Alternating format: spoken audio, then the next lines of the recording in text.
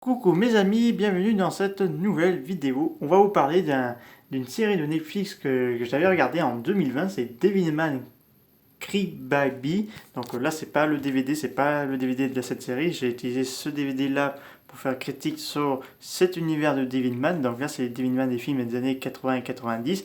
Ce n'est pas en lien avec la série. Donc il faut savoir que la création de cette série, ça a été fait c'était réalisé par Masaki Yusa, producteur Yu Chua, scénariste Ichiro Okushi et studio Sans Saru et compositeur de la musique c'est Kanzu Ishio et studio TV Tokyo Music. Et donc là ça a été mis sur Netflix le 5 janvier 2018, donc c'est en partenariat avec Gonagai, donc celui qui a créé Mazinger Z, Goldora, Cutie Oni et bien d'autres encore, qui a accepté ce projet, il a même participé. Cette série a été un gros succès, donc on va faire d'abord petit synopsis. On va suivre le jeune garçon Akira, donc il vit avec des amis de sa famille, de ses parents qui sont au travail en dehors du Japon. Donc il va retrouver une vieille connaissance, Ryo, qui disent que le monde est peuplé de démons, qu'on ne les voit pas, mais il va découvrir les démons.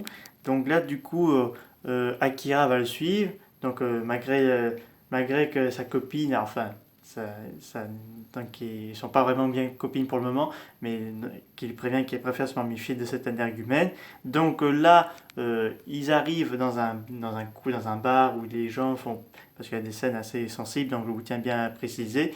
Et donc là, il va voir les démons et Akira va prendre le contrôle de Amon pour devenir Devilman. Donc là, il va combattre les démons jusqu'aux épisodes finaux.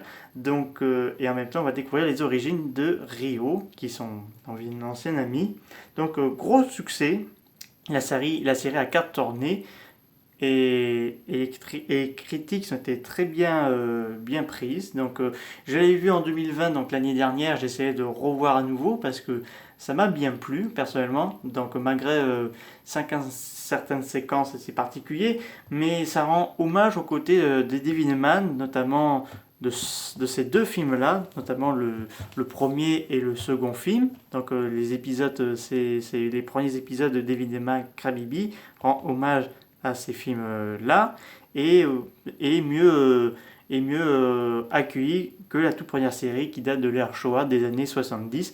Donc allez regarder cette série personnellement pour ceux qui ont Netflix parce que ça vaut vraiment le coup. Si vous vraiment Devilman et tout ça, allez regarder parce que la dernière fois qu'on a plus Devilman, c'était un autre projet, Devilman contre le Cyborg 09 qui est aussi disponible sur Netflix. Donc voilà, je vous conseille de regarder et dire ça dans mes commentaires, qu'est-ce que vous en pensez, parce que personnellement j'ai bien apprécié, il y a d'autres personnes qui ont aussi adoré cette série-là, que ça fait longtemps qu'on n'a pas vu ça.